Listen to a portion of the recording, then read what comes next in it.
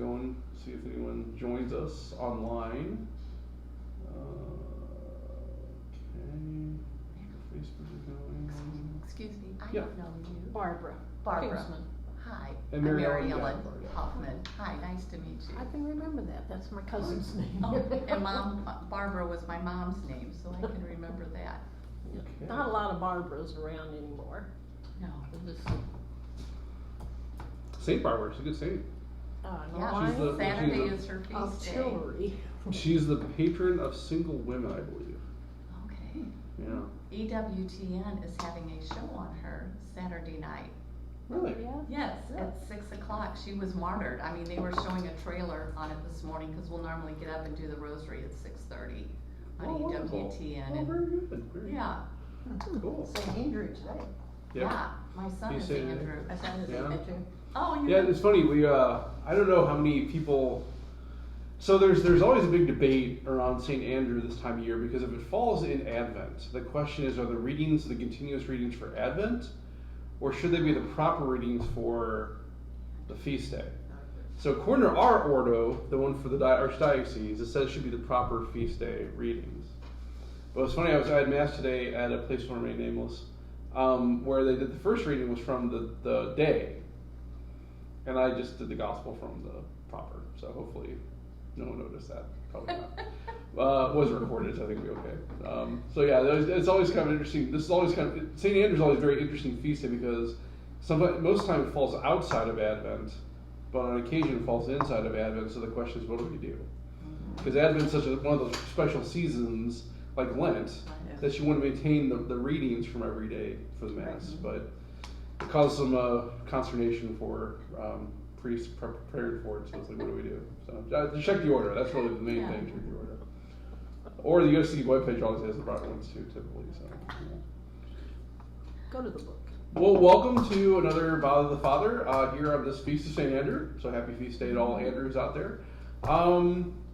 So again, this is an open forum. Just open to any question that you guys may have, and I'll try to answer best my ability. If I don't know the answer, I'll find out probably by the next meeting, or I'll write it on Facebook on the comments or something. So I know some people are going to Win with the Well at 7, so we'll go and get started. Any questions that are pressing for anybody? Do you still do the food? That's the first Tuesdays. First Tuesday. So next week will be Friends, Food, and Faith. At what time? That'll be at 7:15 because we also have confessions between 6 and 7:30 next week with adoration. So I'm gonna duck out a little early and then get everything set up for Friends, Food, and Faith. But that'll be next week. The topic for next week, I'm still debating it. I was thinking maybe something about Advent, but we've covered that a bit in other conversations. So I'm not sure if that would be appropriate. One thing I was researching this week was from a parishioner asked a question about what's known as Josephite marriages. You guys ever heard of those?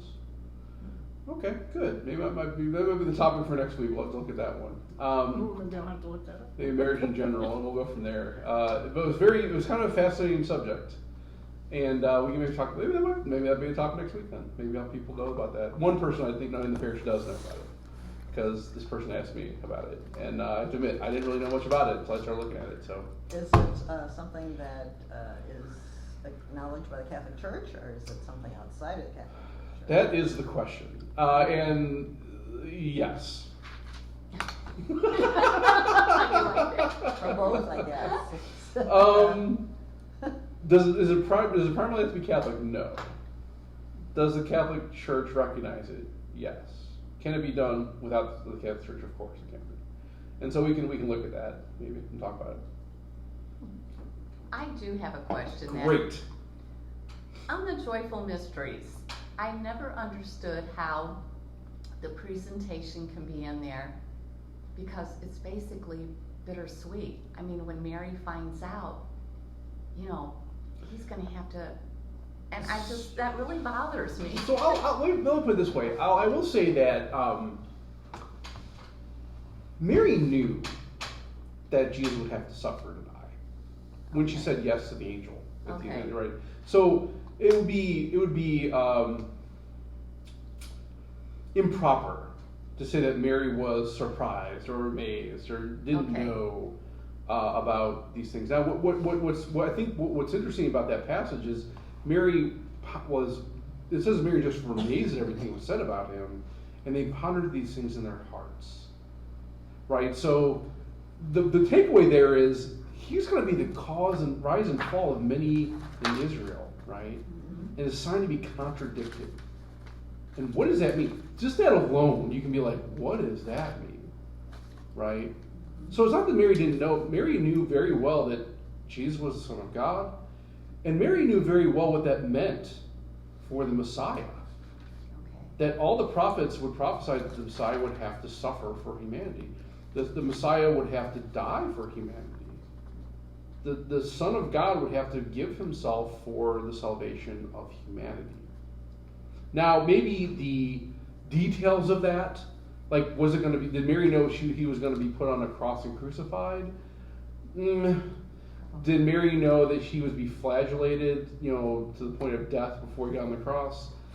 But the point is, Mary knew that something was going to have to happen. Okay. Right? So the beautiful thing about that story, though, is that it was recognized by not only the priestly class, but even so the priestly class represented by Simeon, and Anna represents the laity, right? It was recognized by all of Israel who Jesus was. And perhaps that was really what Mary and Joseph were pondering, that, okay, it's not just like us going crazy. It's not just us like, we're recognizing this. Everyone is. And thanks be to God, right? What a great, the beauty of God that solidifies and affirms his existence. So there's a lot of depth in the story of the presentation. And you're right. So Simeon does tell Mary, like, yeah, a sword will pierce your heart too. Yeah. But I don't think Mary was surprised by that. Okay. Right? I think she was definitely, I'm going to witness the death of my son. Yeah, that's going to be hard to deal with. Right? Hard to struggle. Now, was it going to happen right away? Was it going to happen years from now? So the big theological question in all this is, what did Mary know exactly, and what did Mary was revealed to her, right? So we have to hold that when Mary said yes to the angel Gabriel at the Annunciation, she knew exactly what she was saying yes to. That she was going to bear this child, conceived by the Holy Spirit, and being that it was the Messiah, the Son of God would have to die and suffer for the sake of humanity. Okay. She was saying yes to that. So I guess the joyful part is then the laity, everyone knew. It's the revelation of, right, that the people Okay. that this is actually truly the Son of God, the Son Messiah, of God. Okay. right? Okay. That makes sense. I mean, because also you can even kind of put that against the finding of the temple. I mean, there's kind of, again, this bittersweet Yeah. thing where Joseph and Mary. No, Oh. think about. I don't know about you, but my parents always tell me the story where, like, I would sometimes go missing, like in the mall or in a shopping center, and the scares they were. Multiply that by infinity when you're like, well, this is the Son of God that we lost, Yeah. not just our son, but the salvation of all humanity. Let's find him. We gotta do everything right. So the joy that would be experienced not only is finding your son, but finding the salvation of humanity. 3 days. Yeah. Right. Well, and when we think of that story, though, it's not even 3. Really, what it is. So remember, I mean, it could be they've searched through Jerusalem for 3 days. They've already walked a day, right? Okay. So they were without him for 5 days. It wasn't until that end of that first day they realized, oh wait, hey, do you have him? No, I thought you had him. No, I thought you had him. And they had to walk back a day, 3 days, and finally found him in Jerusalem. So it's something else, right?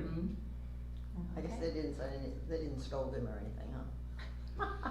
Well, because here's the thing: what are you going to do? It was not his fault. Because he didn't sin. He was in his father's house. He was listening. He was doing what he was called to do. And not only that, but like the question was raised sometimes. Well, then who's to blame for that? Well, it can't be Mary. She's without sin. It's that Joseph guy. Joseph. I mean, it's fortunate to say it's not. Here's the thing: when it came to those things, right? The women and men always traveled separately. And being that Jesus was a male, but also he wasn't a man, right? So sometimes the boys would still travel with the women because the women wanted to make sure. But he's at that age where it's like, so right. So Joseph should have had he has some responsibility over that family, at least to ensure that even that they're with the child's with his mother, if he is below that age. Yeah, Joseph was a bad rap a lot of times, right? It's got to be hard being the least holy person in the Holy Family. That's saying a lot, but it's still like, you're always wrong, right? So. Poor guy didn't say a word. Yeah. I know about it. Probably for good reason. It's like, I don't want to put my foot in my mouth again, what am I going to do, right? So. Funny. Yeah. Good. Oh my gosh. Good. Well, thank you for clearing that up for me. That makes a whole lot of sense Good. now. Yeah, I love that story. Every February 2nd, it's always a beautiful story. There's so much. It is. There's so much depth to that. It's like a preacher. It's very hard to kind of concentrate on one thing. You have to, because you can't explain all of it in one. Okay, so why is that also Candlemas Day? What does? Yeah. So February 2nd. Traditionally the Candlemas just means the Mass of the Blessing of Candles, right? It's a German. That's okay. Yeah. So that day, traditionally, the candles that are supposed to be used the entire year in the church are blessed on that day. Okay. And there's a connection between Jesus being presented as a light to the world in the presentation, and the lighting of the candles, right? Oh. So there's that kind of connection. It's kind of the same way where we hear about like at the vigil mass, the vigil of the Easter vigil, right? The first thing to enter the sanctuary is the light of the world, Jesus, right? There's always been this connection with light and Jesus, right? You think of the prologue of John, not the prologue, but the introduction of John, right? Right, in the beginning there was light, and the Word became flesh, and he's talking a lot about light and how that became one of us. That harkens back to Genesis, right? The first thing created by God was light. Yeah. So, there's always there's symbolism there, right? Yeah, so it's not like, it's symbolic. Could it be done any other day? Sure, but traditionally it's always been done on that, to show that connection with Jesus. I thought it was like maybe 40 days after his birth or something that he was presented. That's Mosaic law. Okay. It's always so Mosaic law would dictate that for a firstborn child, male, for the mother to be purified, they had to wait 40 days, right? Right. So within those 40 days, there'd also be like other rites, like the naming rite, which also would include the bris, right, the circumcision. Okay. That would be done within. But the thing is, you couldn't enter the temple until you were purified. And what Mosaic law would state that any firstborn child, whether it be male or female, and the time difference would be different for a man or for a boy or for a girl. There's a time of purification necessary before they can enter the temple and present the child to God. Okay. So the presentation is what they're doing. They're presenting Jesus to God in the temple. And it's kind of strange because, well, yeah, so he is God, right? That's kind of weird. But it just goes to show that Jesus also was a devout Jewish person, right? They followed the laws of Moses. Mary and Joseph did that too. They were devout. And so now that presentation not only makes that child it's a sacrificial offering of the people in a symbolic way, but also it makes that child a member of the community. Okay. It kind of finalizes those circumcision rites. And especially for girls, it's even more important, right? Okay. Yeah. That's all dictated by Mosaic law. Yeah. Good. My question was on Ruth. Okay. I mean, I've read this like 3 times. There's only 2 books with the women. Why is this even a book? Other than he gets born, this grandson, and he becomes the king of David. You guys, so first, do you guys know who Ruth is? She's Old Testament. She's Old Testament. Mm-hmm. She's actually kind of in the judge. She was really a judge of Israel, right? So before there was a king, David was the first king. Or sorry, I should say no. Saul was the first king. I'm sorry. I'm going to cut out about 10 till I'm meeting new lady that's gonna come tonight, and I told her I'm Okay. having the best of Okay. both. Not offended. It's all good, yeah, right. Saul being the first king of Israel, before that, God would raise up what he called judges throughout the whole history of Israel up until the time of the kings. And the judges were usually called to be the leaders of the people for a particular time, for a particular circumstance. So you guys know like Samson, right? The hair thing. He was a judge. He was called by God to lead the Israelites against the Philistines. Okay? Ruth was one of those judges, right? She was called, and she's not the first one. Deborah, there's other female judges that were called to actually lead the people of Israel. But Ruth was kind of instrumental in forming the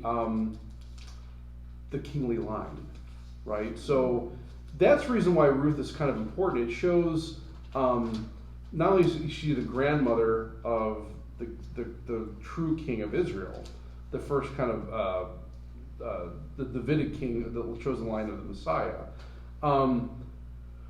But it also kind of shows like the story is kind of a beautiful story about marriage and conversion and reliance on family. It's a beautiful family book, Yeah. right? Yeah, I enjoyed, reading it, losing her husband, losing her Right. sons. Right. And then her One daughter-in-law daughter-in-law leaves, stayed with her. one of them Yeah. leaves and one of them stays. And it struck me, I mean, other than when, at the very end, when you find out that she's actually the grandfather of David, Yeah. and I thought, well, there's gotta be more to this Well, story. it's also it's also fascinating too that Ruth. It's funny. We just had our day of recollection today. We're talking about the genealogy of Jesus because every Christmas Eve, the gospel is from Matthew, and it's all the genealogy, right? And what's fascinating about that is other than Mary, there's only 4 women named in the genealogy of Jesus, right? Tamar, who actually dressed up like a prostitute to actually get impregnated by her father-in-law, Judah. Rahab, who is also a prostitute, but led to the destruction of Jericho, right? You hear that story. He actually married into so both Tamar and Rahab were not Jews. Like they were not part of the Jewish line. They were actually Gentiles. They were outside of the people that married in. Ruth was another one of those that married in. She was not originally part of the the Hebrew line. She married into the family, right? And then finally, the last one would be Bathsheba, and she's only mentioned as the wife of Uzziah, the Hittite. Again, Hittite, not part of the people. 3 of them weren't very virtuous, and Ruth was. Right? So in other ways, you say, well, Ruth kind of deserves to be in that line, right? Ruth deserves to be mentioned.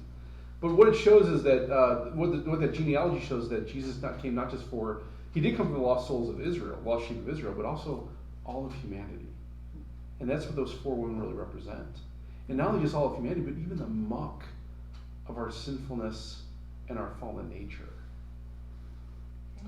So those 4 women kind of give a spectrum of kind of the different aspects of humanity, who Jesus came to save. Whenever we talk about the Old Testament, it's always good to look at it from the lens of the New. Yeah. Right? And so that's what Ruth is really showing, this, not only the lineage of Jesus himself, but this person who's not a member of the people, elevated to a point to lead the people and also to, bring about good in the people of Israel. Yeah. I mean, it's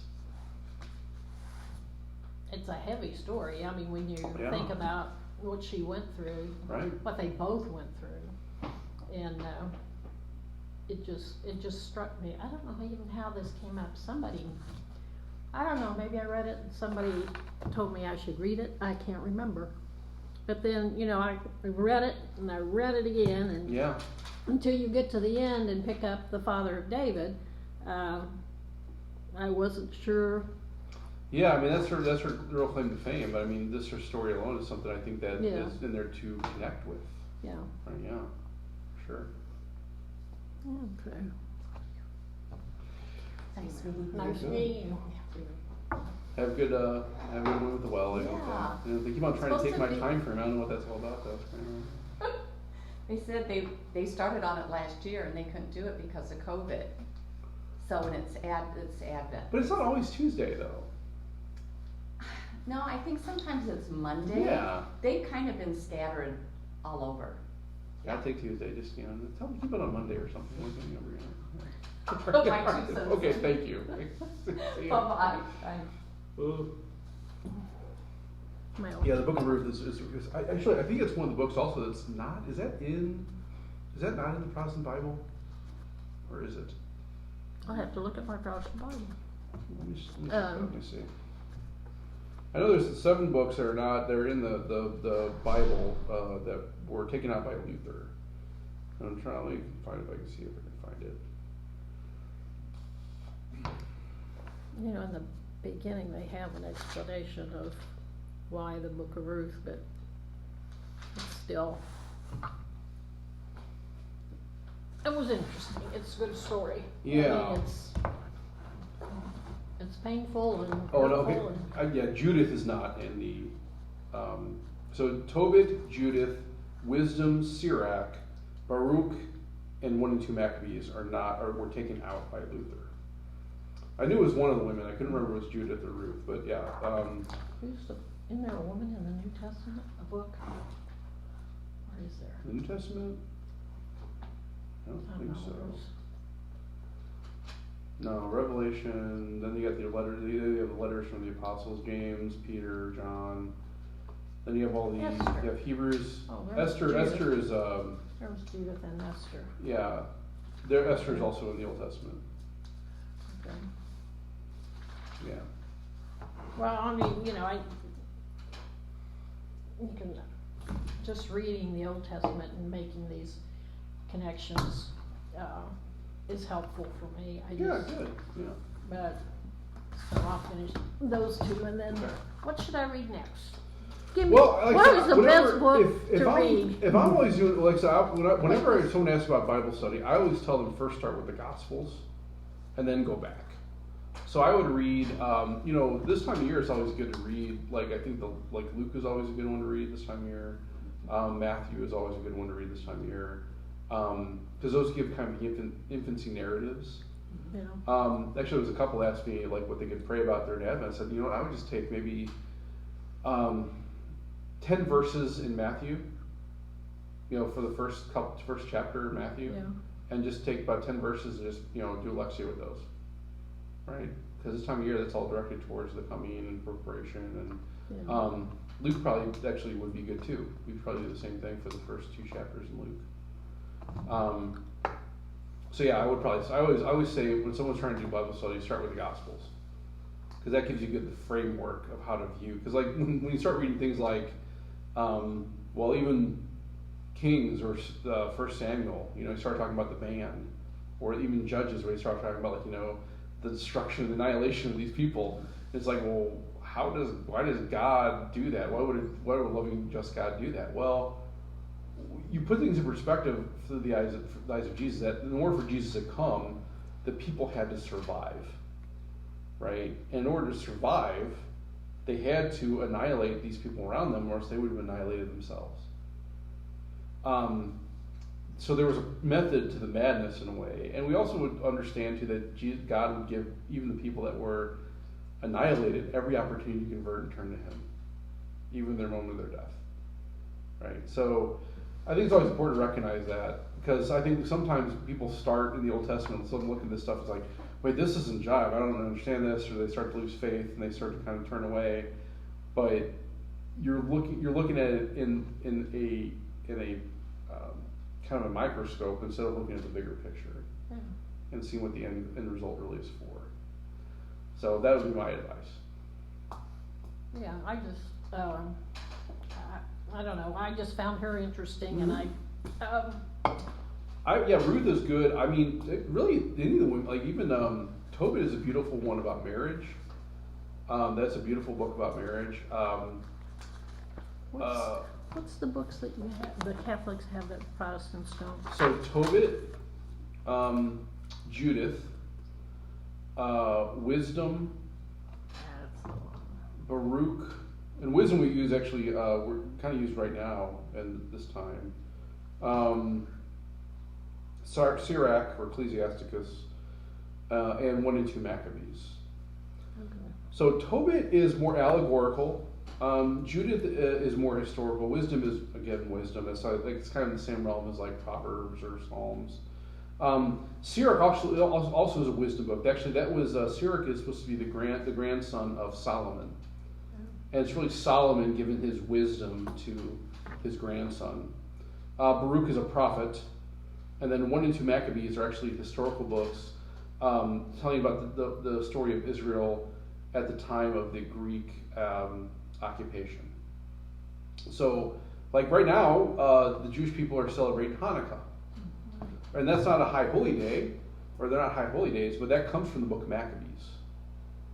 And so what's kind of fascinating is that Martin Luther removed those books from the Bible, from the Old Testament, but that was a celebration that would be celebrated even by the Jews at the time of Martin Luther.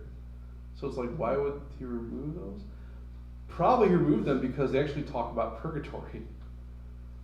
And That's a whole other discussion. right, other aspects of like sacrifice and martyrdom. Yeah.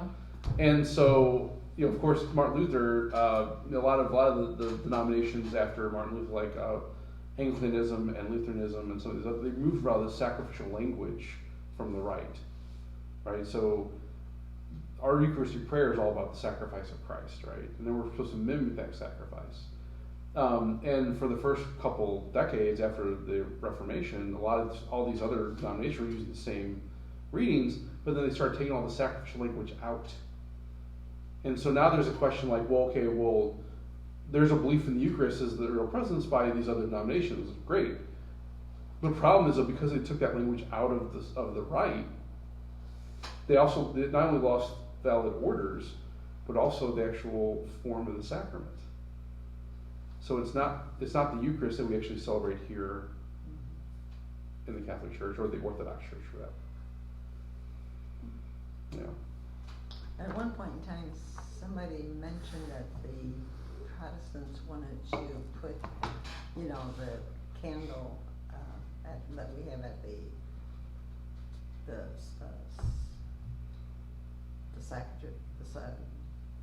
sacrament, The paschal candle? Yeah, not the paschal candle. Sanctuary lamp. Sanctuary lamp. Yeah. And I guess that never did transpire. Yeah, I mean, so the sanctuary lamp represents the real presence of Jesus Christ, right? And so, even though there's a belief in that by other denominations, it's great. That shows that's good, right? That we've come to that so far to come to that understanding.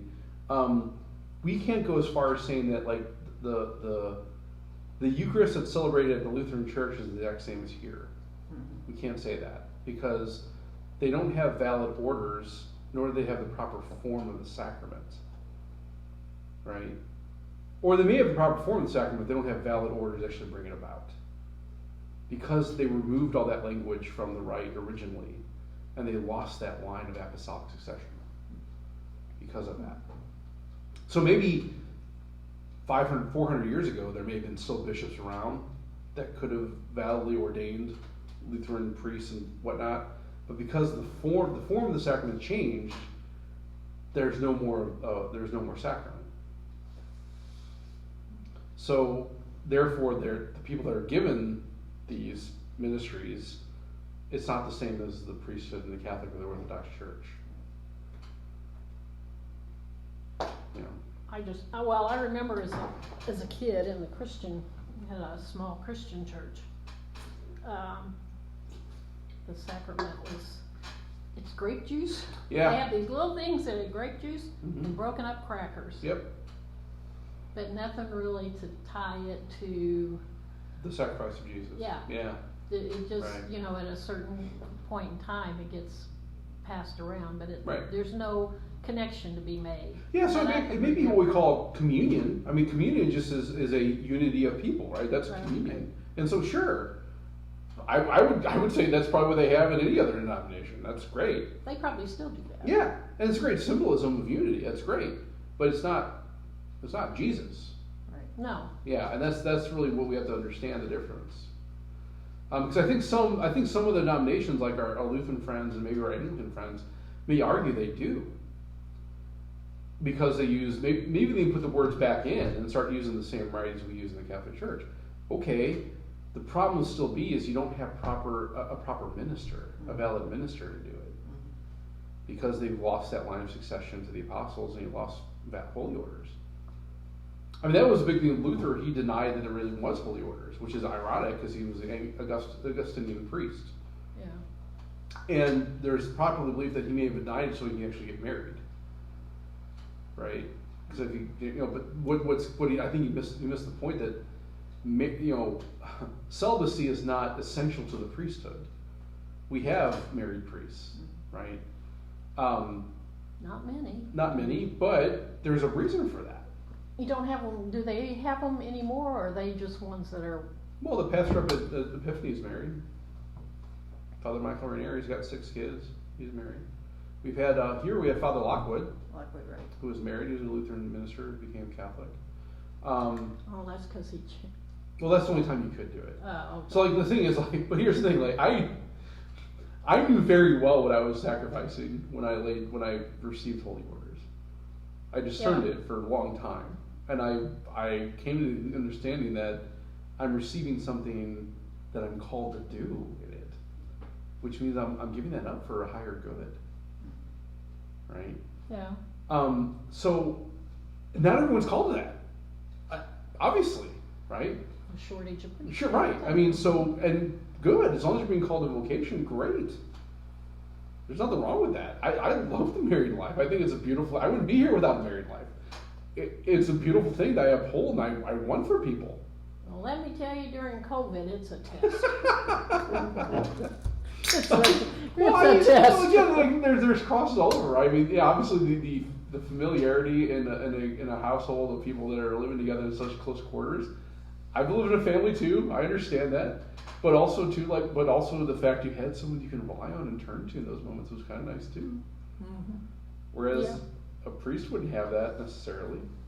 Yeah. I had 2 other men I'm living with. Awesome. I was really blessed to be in this situation. But a lot of my brother priests live alone. Yeah. So it's a sacrifice on both parts, right? There's either way it leads to the cross. Yeah. No matter what vocation you follow, it's going to lead to the cross. Yeah. My brother's 86. We went to Cincinnati for Thanksgiving to visit him and his wife, and they're Methodists. And they always hear me saying, Jesus married Joseph? Yeah. Yeah. And they're like, are you Catholic? And I said, yes. And they go, didn't say anything. They just gasped. They didn't have to because their son converted to Catholicism. And I knew how they took that, but it was just. Did they tell you what the method is? No. Okay, I want to know what method is. I've heard about Methodists. No one ever can tell me what the method is, though. Methodist? Yeah. I've gone to their church. I mean, to me, it's not much different than me going to the Christian church. Mm-hmm. I don't see much difference. I mean, they have a woman minister, but I've gone to their church when I've been out there with them, and I don't see that it's much different than the Christian church. Now, I've gone to, going to black churches is probably my favorite, all-time favorite. Sure. Because I knew a lady who played the organ, and the fire that gets set under these people through the music, through the Bible is just, you sit there with your mouth hanging open because these people are really feeling it. And we used to go to the, when they had them in the tents. Like revivals? Revivals in the tents. Did all that kind of stuff. I never heard, until I married this Catholic, and he will not step foot in another church, he'll go if it's a wedding or a funeral. Sure. Otherwise, I've tried to get him to go with me. Absolutely wouldn't do it. Would not do it.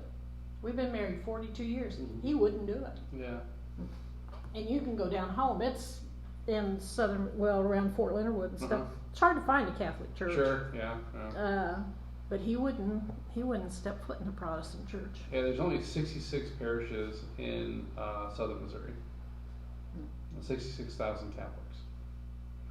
So, there's one down there now, but you'd be but pressed hard to find it. Well, no, I think there's that's interesting because I think there's nothing wrong with doing that. Let me put it that way, right? There's nothing wrong going to another service, right? Now, what you have to be careful about though is like receiving the bread and wine or whatever it may be, right? Because you don't want to necessarily bring about scandal for people to think that that's okay, that this is equivalent. I guess I was trying to show to him that, some religions, they have their differences. Sure. They also have a very common theme. Their Bibles are slightly different, but the important books are in all of them. Yeah. Well, I would say they're all important. Well.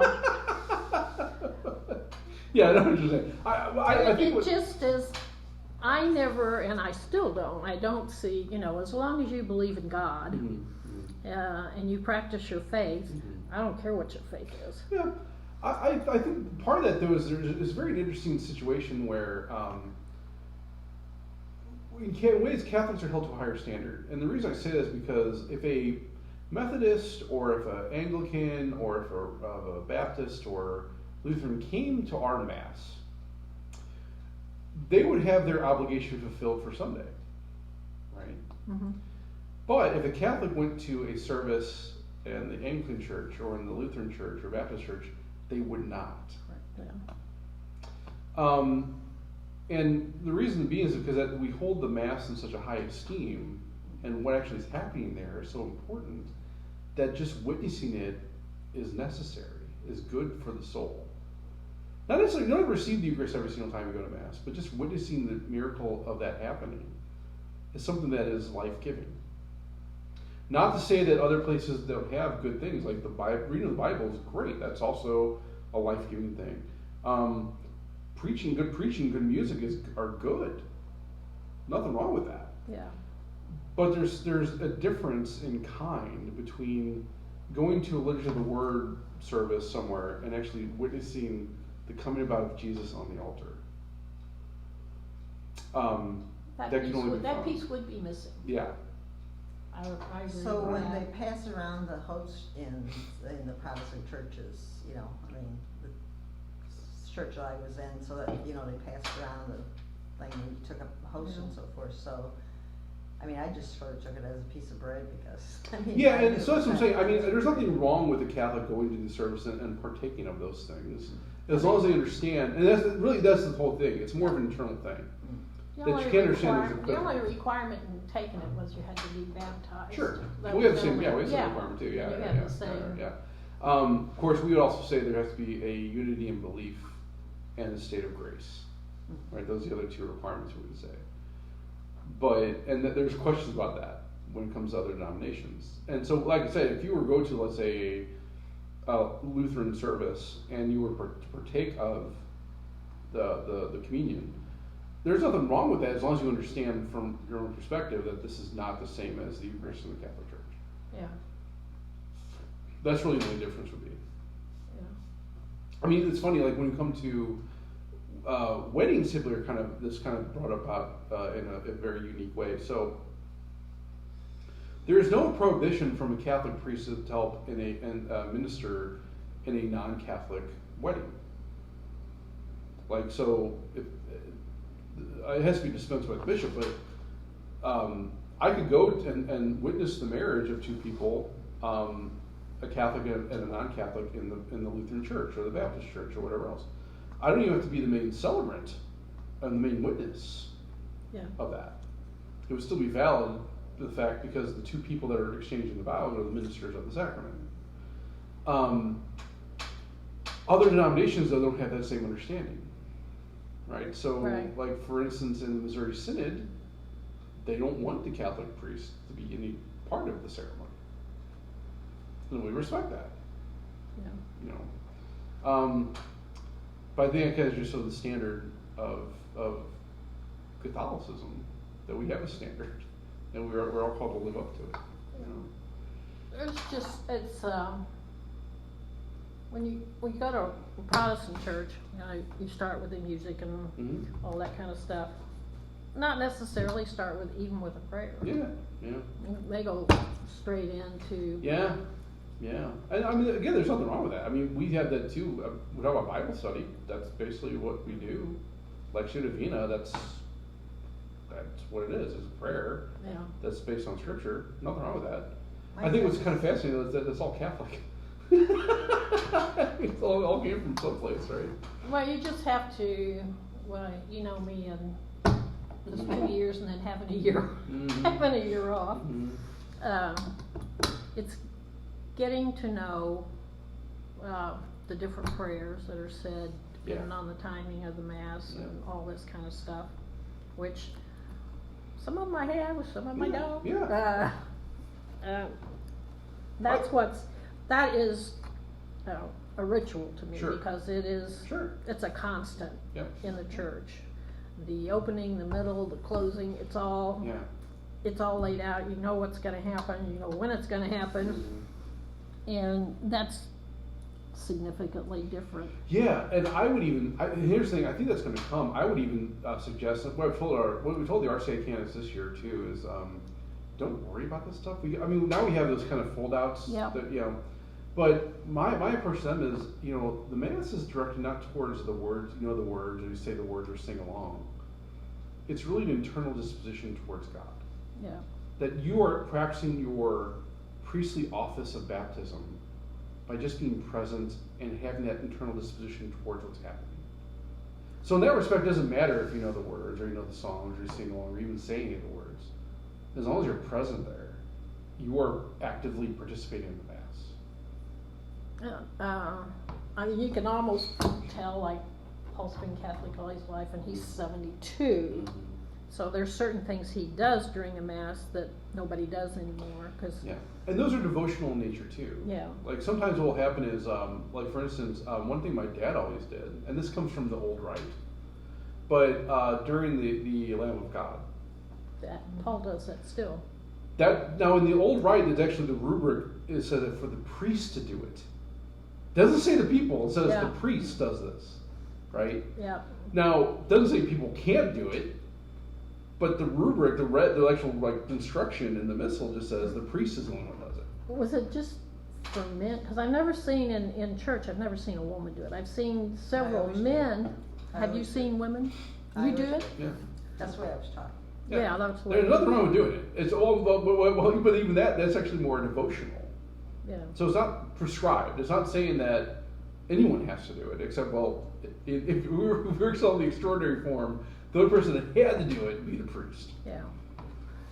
But the extraordinary form is different. It's different. I don't want to say animal, because it's saying animal, but it's kind of a different feel than what we celebrate here at St. Gabriel the Novus Ordo.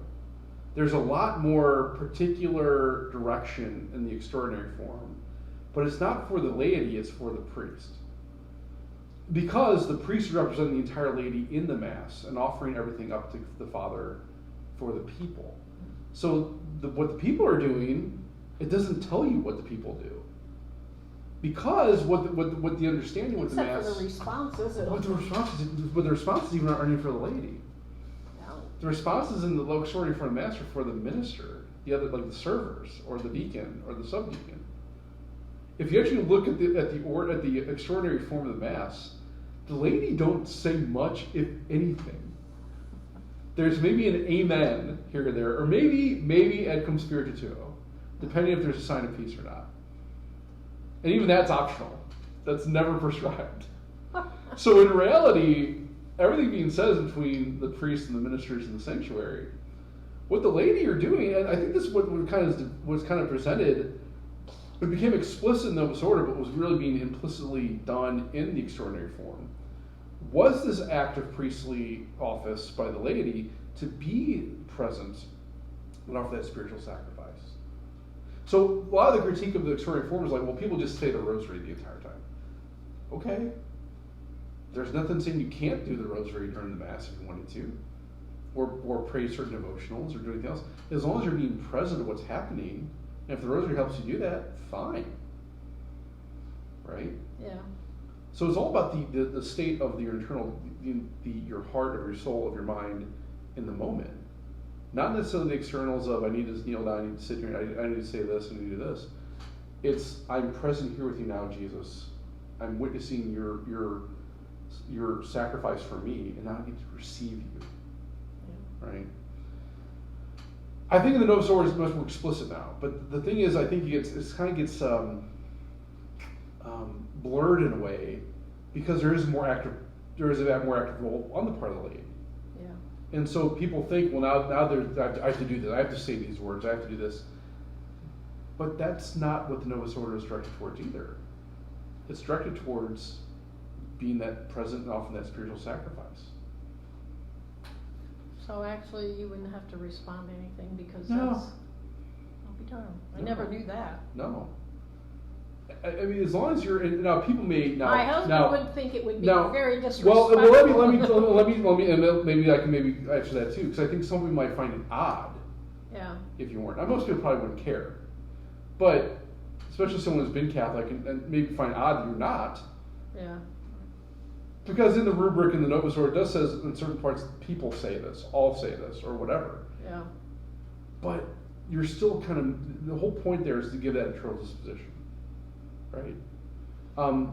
One thing that Mary Beth does here is she sometimes designs the music for the Mass with the intention for people not to sing it, right? Because contemplation time is very important too in the Novus Ordo. That's why I like the 11 o'clock Mass. Because the quiet, yeah, right. Mm-hmm. And I think it's designed that way. Now I think people tend to get upset just because of what you're talking about. Like, well, I want to sing. Okay, well, I guess my response to that is we'll go to a different Mass. Right. Right? There's nothing wrong with wanting to do that, but the whole point of the Mass, whether it be the extraordinary form of the Novus Ordo, is you're present there witnessing the sacrifice and offering your spiritual sacrifice in the Mass. I come to the early Mass for Paul. Yeah. If it wasn't for him, I'd be back at my 9 o'clock time. I'll tell you, Bart, honestly, I love that 6:30 Mass. He does too. I do. I really do. It's not because it's quick, but because there is the time, there's a quietness also that's necessary. Right? Yeah, it is. It is. He really likes it. Yeah. Another question. Great.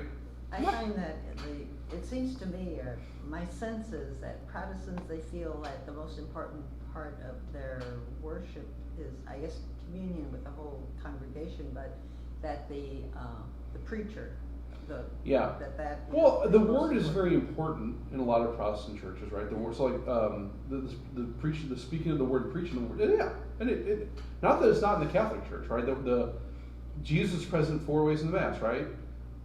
Now, some of the Protestant church, the gathering of the people, Jesus is present. The preaching of the Word of God, Jesus is present, right? The difference would be, though, well, we have a priest who actually is in persona Christi, right, and we have the real presence of the Eucharist, right, Yeah. right? And so I think there's truth there. That was important. That's all important. But yeah, the preaching of the God, I think, is more emphasized in the Protestant church than it would be in the Catholic. Yeah, because you would, select a book or Mhm. a chapter within a book and Right. read that and then. Well, and also some development that's actually been happening, which is actually, I think, encouraging, is a lot of denominations now are actually on the same kind of biblical cycle as we are in the Catholic Church. So I know the Anglicans and I know the Lutherans, I think even the Baptists are starting using the same cycle as we do. So on particular Sundays we're reading from, continuous reading from either Matthew, Mark, or Luke. Yeah. So good, right? That's good. That's a step in the right direction. But yeah, again, not that it's not important for we should also be focused on the Word of God. Right. That is the Word of God. That's Jesus present. Well, you do a reading Mhm. from the Bible when you're reading Yeah. a chapter Right. before you go. So it's Yeah, you're not hellfire and damnation like some of these guys Right. are, but I mean, they can really get into it after they do the reading, and get a little off. Well, and I wouldn't say too, like, when it comes to that, like, you know, It's one not thing- necessary for Well, me, well, yeah, from a preacher's standpoint, you know, you try to cast a wide net and a deep net, right? And so some people want to hear something like that, right? More of the fire and brimstone stuff. And, okay, and as a one, I guess one of the disadvantages that we have in the Catholic Church as a preacher is that you're given the lectionary, you're given the readings. You're given a script. Right. And so in reality, you know, if you're given a homily, which is always directed towards the readings, Yeah. well, you have to use what's given to you. Right. Now that's different from a sermon. A priest Yes. can do a sermon too. And I could go up there and just talk about fire and brimstone. I think what a priest has to be discerning though is, first off, do my people need to hear this? Right? And this is where the prayer comes in very effectively. Holy Spirit, guide me. Do my people need to hear this? It's something that's really affecting a lot of people in my parish. Can it be effective and convert people towards Jesus? Is evangelizing. And also, from a Catholic perspective, we have to look at, is this really in union with the Mass? So in other words, if we're in this time of Advent, if I were to get up in the sanctuary and get up to the ambo on the second Sunday of Advent and start teaching about, if we're not careful, we're all going to hell, well, when the whole season is directed towards hope and with Jesus, well, that's kind of a conflicting message, right? When you're talking about these things, right? Yeah, right? So, I mean, could people be affected by it? Yeah. Could people could people hear it and actually receive it? Well, yeah. But does it make sense with what we're talking about in the particular season or the particular Mass? Well, here I think it would just result in a bunch of complaints. So. That may be right. That may be true. I don't think Yeah. they're necessarily. And the thing, but I think there's a proper time, proper place for it. Like, you know, and that's what I'm saying. If you do that every weekend, it's like when people talk about one of the biggest critiques people have about the Catholic Church, which is kind of funny, if you ask me, but or I guess religion in general, is that they're always asking for money. And to tell you the truth, I don't think I've given maybe one homily about maybe giving, and that was probably during we were doing like the stewardship stuff, right? Maybe once a year I might talk about that, but the rest of the year I don't think I do. I think that was probably true 10 years ago. Maybe, But maybe even more, maybe 20 more. If you've grown up in the Catholic Church, you know your obligation. You don't have to say anything. Right. And, but see, that's what I'm saying though. Like it's one of these things where you have a perception, Right. and the perception becomes reality. Where in reality, my approach usually for every Sunday homily is, what's the reading? What's Jesus? What is God telling me in the readings? And what am I supposed to be portraying to my people? Yeah. That's what it comes down to.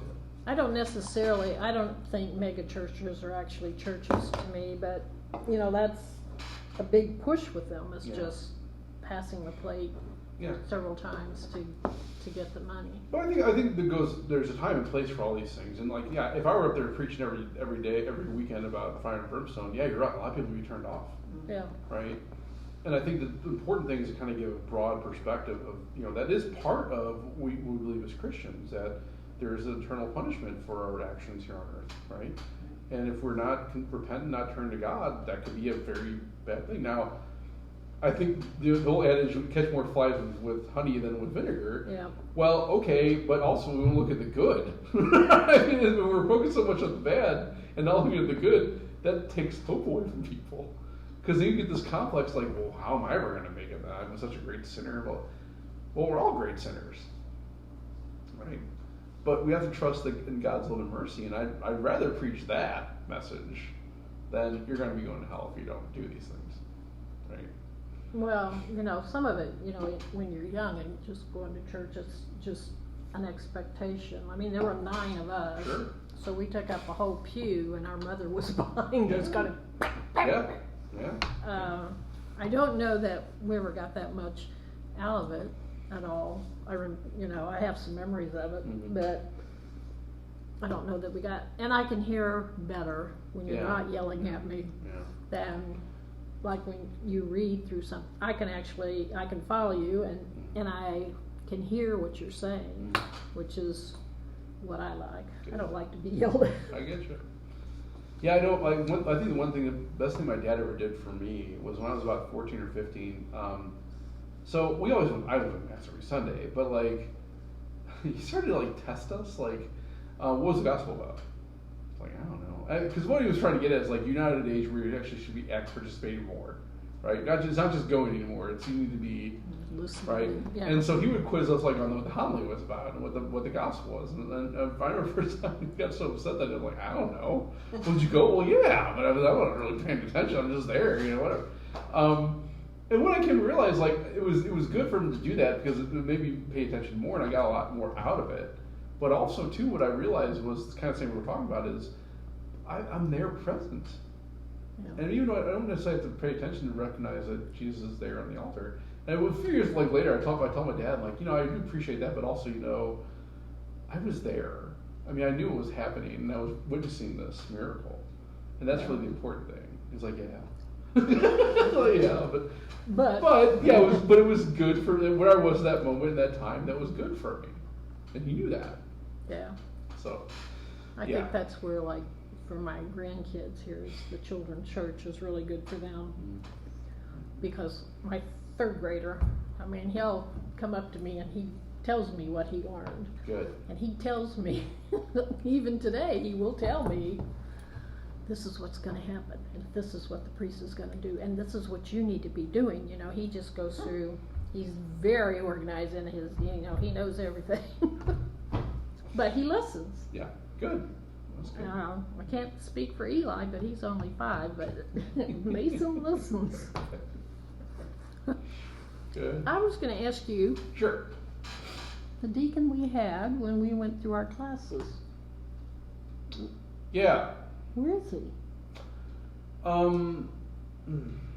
You're talking about Deacon Jim? Mm-hmm. Yeah. He's taking a leave of absence for a little while. He had to deal with some personal things. Oh, okay. And that's about all he can and will say. Well, that's fine. Yeah. I just, Deacon John. What was his last name? Well, we know Deacon Jim Valansky, or No. we have 2 Deacon Jims, Deacon Jim Valansky and Jim Hopeful. Deacon Valansky retired, Yeah, right. and Deacon Hopeful's taking some time. Oh. I thought it was John. It's Jim? No, it's Jim. Yeah. Oh. And then we have Deacon Willis. is he the Hispanic guy? Who is the Hispanic guy you have? That's Jim. That's the Oh. one that's taking a time. Oh, I don't know. Is No. Hispanic more swarthy, I guess. I don't think he's Hispanic. No, I'm just, Yeah. that's the only way I can think of remembering Okay, all right, between the okay. 2 of them was, Okay, yeah. maybe he's Italian. I Deacon don't Dave is, we're having him doing more preaching now, which is great. Gives me a weekend off over here and there. So yeah, no, I think right now we only have 1 deacon on staff. know. Oh, okay. So maybe we'll get some more, I don't know, we'll see. We probably use at least 1 more, I'm sure. But, yeah. Another question I have, with COVID and everything, is the church growing or not? This church? I mean, as far as like from pre-COVID to now, I don't think the numbers are exactly where they used to be still. As a matter of fact, it was just the weekend at 5:30 Mass, I ran into some people who I never seen before, and they're like, oh, we're parishioners here, but we've just been away from COVID, and this is the first time we've come back. I'm like, oh, well, welcome back. Great, So I think there's probably still a few out there that already haven't come back fully. Yeah. Which is interesting because they probably have gone to Walmart. And maybe, right, yeah, exactly. We're watching the Mass here online. If you go down to the Basilica, they've got, Which one, the Basilica or the Cathedral Basilica? huh? The Basilica or the Cathedral Basilica? Cathedral. Okay, very good. They've got, subtitles. Yep, yeah. You can Well, they follow. they got a lot more money, I mean, they're Yeah. stacking Yeah. shit, So I can listen to them and follow them. Okay. I can't always hear, plus my connection seems to always Oh. fall off, but Okay. it's harder to follow. Gotcha. Yeah. Well, I will say, as far as growing though, I mean, what's interesting is this year we now have 9 people officially who are coming into the church this spring, which is the largest group I've had so far. We may even have maybe 2 or 3 more. But are they coming in or are they doing it online? No, they're coming in. They're coming in, Yeah. okay. So that's been good to see. So I don't know. I mean, it's kind of hard to tell just because now we're getting the 5:30 mass back in. That's been kind of growing. It's not the where the 6 o'clock was last, before COVID hit. I know some Christians have gone elsewhere just because now they're used to going to other places for whatever reasons. Will they be coming back when things get to normal? I don't know. Meaning, some parishes around here don't necessarily enforce the mask mandate and do other things. That's more appealing. And when it comes to, or people also leave because I found better music here, whatever. Okay, and my approach there is as long as you're going to mass, I don't care where you're going. And I think also too, we're going to be picking up people that maybe wouldn't necessarily come here, who maybe experience on the stream and say, I like that, that's neat, and are starting coming now.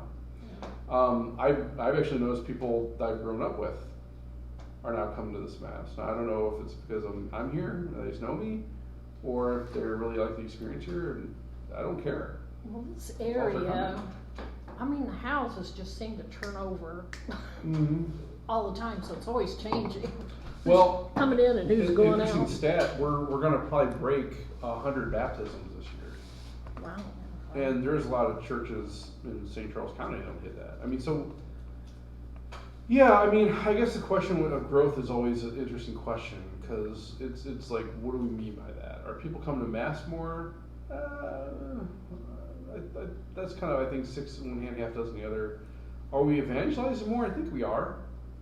Are people becoming more engaged? I think there's some truth. I think people are. Yeah. But are we going to get there? Maybe, hope so. I don't know. We're getting to the point where we're going to get the same we were before the pandemic. I hope. We'll see. I noticed you weren't there. I can't remember who was doing the mass. I think Monsignor. I would wonder if a lot of people there. Yeah. Oh, well, Monsignor Simon had a 15th anniversary. There was a lot of people at that one. That was 11 o'clock. Well, he did didn't he do the 11 o'clock or something? That was 11 o'clock, yeah. No, there was one 6:30 mass. Schoenhofer did it. Well, the 6:30. And I could not believe the number of people. The 6:30 has been incredibly consistent as far as the numbers. Yeah. Even during the pandemic, that was still pretty sturdy as far as the number of people coming. I think that's probably back to pre-pandemic numbers right now, even probably more so than it was. Yeah. Which is fascinating. It's the other masses that haven't really got back there yet. I don't know. It's interesting. Yeah. 6:30 were the older people. Yeah. It is, but there were some young kids there. It's probably, I think on average it's probably been, now before the pandemic we probably think we had about 100 people to 6:30, and now I think we're at 150. Yeah, and there was one mass, I think they even exceeded that, because there were a lot of people there. That may be, yeah. Interesting. Okay. Interesting. All right, well, there's nobody watching online right now. That's fine. Let's roll with the well. It is 7:35. It's been about an hour, but if you have any questions? No, I'm good. I got more reading to do. Thank you very much. My pleasure. You guys have a great week, and tomorrow's December, so blessed Advent to you all. Yeah. That's something. First day.